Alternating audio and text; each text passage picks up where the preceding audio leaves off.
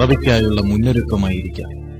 അനുസ്മരണവും ആദരാഞ്ജലികളും ഒക്കെ സ്വാഭാവികമായ ചടങ്ങുകളും ആചാരങ്ങളും. എങ്കിലും CI പോളിന്റെ കാര്യത്തിൽ ഞങ്ങളുടെ ഹൃദയം വിങ്ങുന്നു. അദ്ദേഹത്തിന്റെ അവസാന അഭിമുഖം ഞങ്ങൾക്ക് തരുമ്പോൾ മരണം അടുത്തെവിടെയോ കരുതിയിരുന്നു എന്ന് ഞങ്ങൾ അറിഞ്ഞിരുന്നില്ല. CI പോളും അറിഞ്ഞിരുന്നില്ല. എങ്കിലും ഔചിത്യബോധമില്ലാത്ത ആ കോമാളിയെ എല്ലാവരും അംഗീകരിക്കേണ്ടി വരും. പോളേട്ടനും അത് അംഗീകരിച്ചു. മലയാള സിനിമയ്ക്കും നാടകത്തിനും അദ്ദേഹം നൽകിയ സംഭാവനകളുടെ ശേഷിപത്രം വായിക്കുമ്പോഴും പകർത്തിയെഴുതുമ്പോഴും അവസാന മണിക്കൂറുകളിൽ ഞങ്ങൾക്ക് നൽകിയ ഈ അഭിമുഖത്തിന്റെ ഓർമ്മ, ആ മുഖം, അത് ഞങ്ങളെ വല്ലാതെ വേട്ടയാടുന്നു. ഒരുപക്ഷെ മരണത്തിന്റെ തിരിശേഷിപ്പ് ഇതൊക്കെ തന്നെയാവാം. ഇന്ന് എന്റെ അടുത്തിരിക്കുന്നത് നിങ്ങൾക്ക് പലർക്കും പരിചയം കാണില്ല. പക്ഷെ പഴയ ആൾക്കാരാണെങ്കിൽ ഡെഫിനറ്റ് ആയിട്ട് അദ്ദേഹത്തിന് പരിചയം കാണും. ഏത് വേഷം ചെയ്യണം എന്ന് അദ്ദേഹം തന്നെ തീരുമാനിച്ചിട്ടില്ല. പക്ഷെ ഡയറക്ടേഴ്സും പ്രൊഡ്യൂസേഴ്സും റൈറ്റേഴ്സും പറയുന്ന ഏത് വേഷമാണെങ്കിലും അദ്ദേഹം ചെയ്തിട്ടുണ്ട്. വില്ലനായിട്ട് ചെയ്തിട്ടുണ്ട്, കോമഡി ചെയ്തിട്ടുണ്ട്, നിറച്ചും ക്യാരക്ടർ ആർട്ടിസ്റ്റാണ് എല്ലാം. ഇപ്പോഴത്തെ കുട്ടികൾക്ക്, ഞാൻ പറഞ്ഞത് പഴയ ആൾക്കാരല്ല, ഇപ്പോഴത്തെ കുട്ടികൾക്ക് അധികം ചിലപ്പം പരിചയം കാണില്ലായിരിക്കാം. പക്ഷെ ഞങ്ങൾക്കെല്ലാവർക്കും പോളേട്ടൻ പോളേട്ടൻ എന്ന് വിളിക്കുന്ന CA പോൾ, അദ്ദേഹത്തിനെയാണ് ഇന്ന് നിങ്ങൾ പരിചയപ്പെടാൻ പോകുന്നത്. പോളേട്ടാ, നമ്മളെ ഈ അമൃത TVക്ക് വേണ്ടി 75 years എന്നുള്ള ഒരു എടുക്കുകയാണ്. പോളേട്ടൻ വന്നിട്ട് എനിക്ക് തോന്നുന്നു ഒരു 38 വർഷമായിരിക്കും. 38 വർഷം ആയില്ലേ?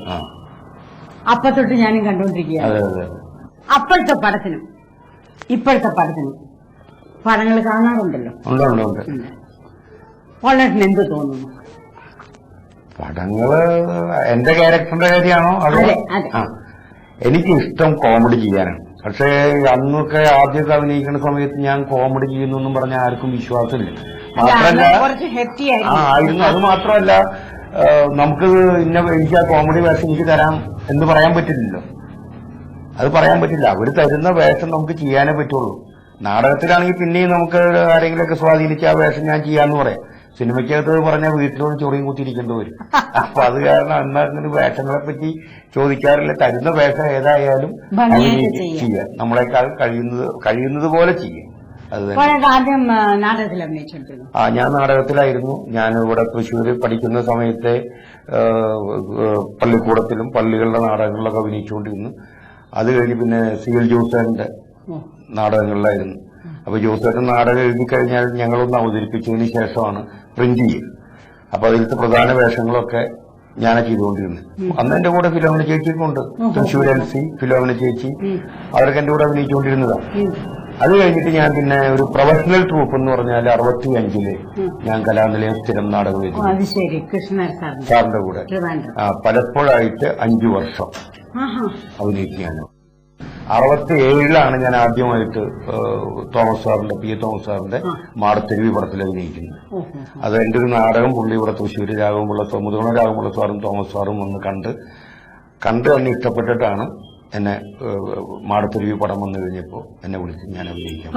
ഒരുപാട് പടങ്ങളിൽ അഭിനയിച്ചു. ഇല്ല, തോമസ് സാറിന്റെ അന്ന് അപ്പൊ മാടത്തെരുവി അഭിനയിച്ചു. അപ്പൊ തന്നെ ഒരു പടത്തിൽ അന്നൊക്കെ അഗ്രിമെന്റ് എഴുതണമല്ലോ.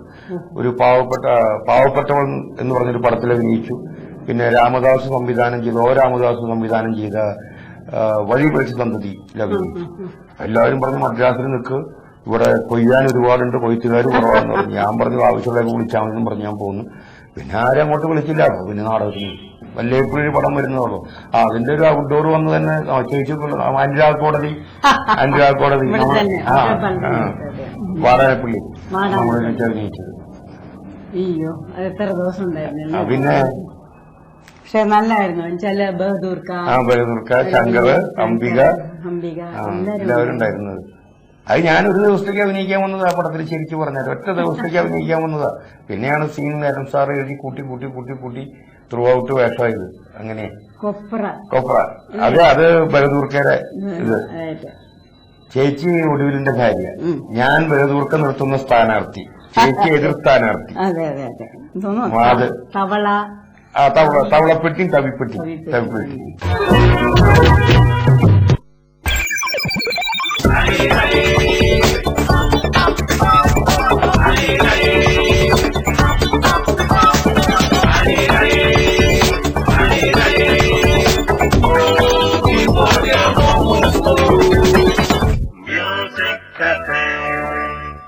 മ്യൂസിക് കഫേ നിങ്ങൾക്കായി അവതരിപ്പിക്കുന്നത് ചെറോത്തീൻ ദ പാർട്ടി ഷർട്ട്. വില്ലനായിട്ട് അഭിനയിക്കുന്നതാണോ ഇഷ്ടം? അതോ അയ്യോ കോമഡി ചേച്ചി. കോമഡി? പിന്നെ എന്തിനാ ഇതിനകത്തൊരാള് ആളോ കട്ടിലിനടിയിൽ ഒളിച്ചിരിക്കുന്നു. കുളി കഴിഞ്ഞ് ഞാൻ വന്നപ്പോ ഇതിനകത്ത് പതുങ്ങി നിൽക്കുമായിരുന്നു. ആരാടാ നീ? ഇറങ്ങി വാടാ പുറത്ത്. ഇറങ്ങി വരാൻ. അവന്റെ കയ്യിൽ ആയുധം വല്ലതും ഉണ്ടായിരുന്നോ? ഇല്ല. ഉറപ്പല്ലേ? എടാ നീ ഇറങ്ങി വരുന്നോ? ഞാൻ കയറി വരണോ?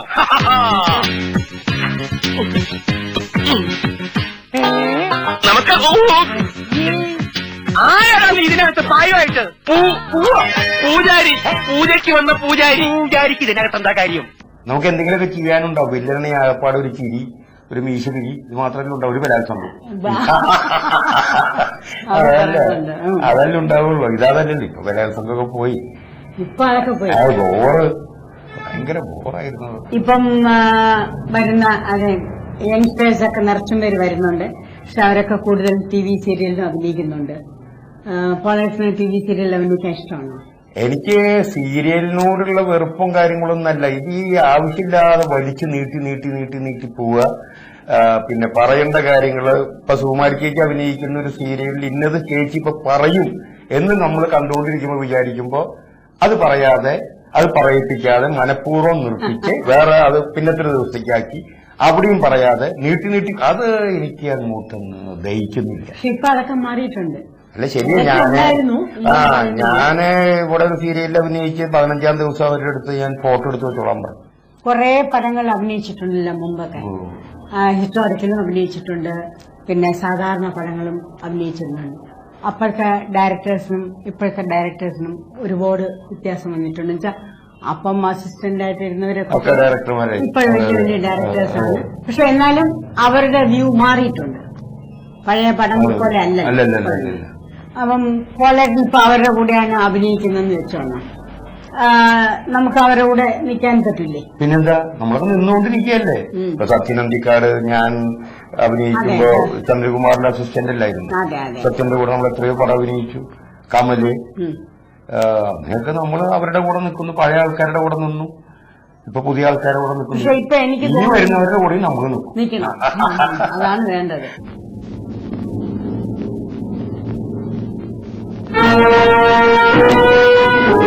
നീയാണോ ഇഷ്ടിക്കാരാ സാക്ഷി? അതെ, നമ്മൾ തന്നെ.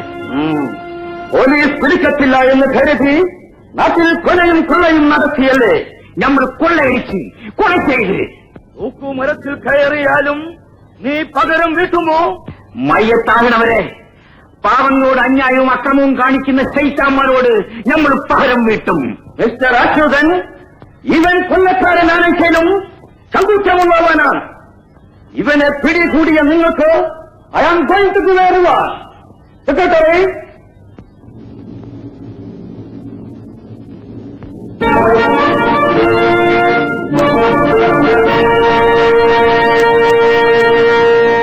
എന്റെ ഒരു ഇതിൽ തോന്നുന്നത് ഈ ഫോട്ടോസ് പത്രത്തിൽ വരുന്നവരെ ഓർക്കുന്നുള്ളൂ എന്നാണ്.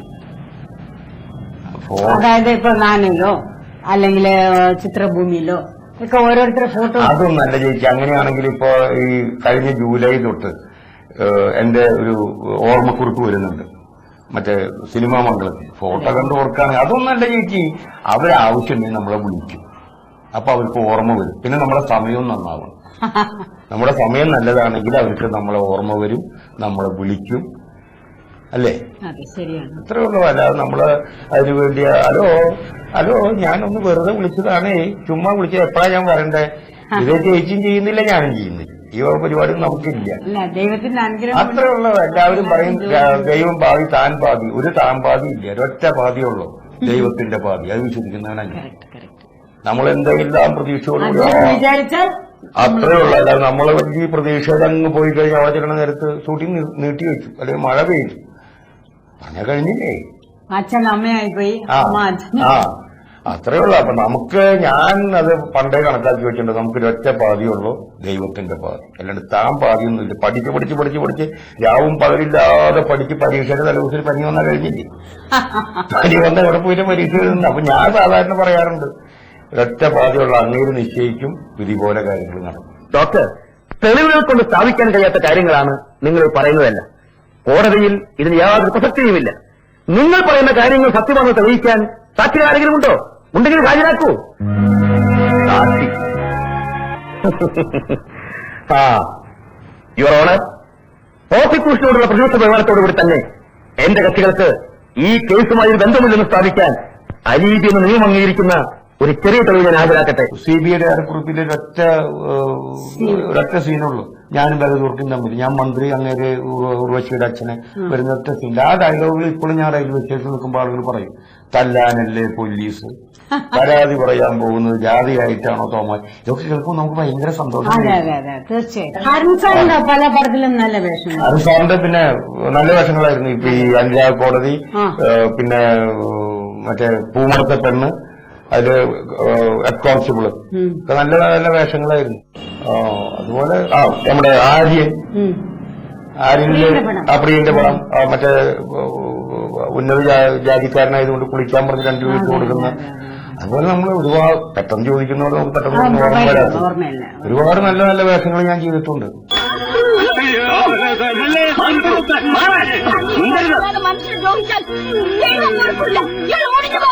ക്ഷമിക്കണം തമ്പുരാട്ടി, അടിയങ്ങൾ ഞങ്ങളുടെ ഡ്യൂട്ടി ചെയ്യുകയാണ്.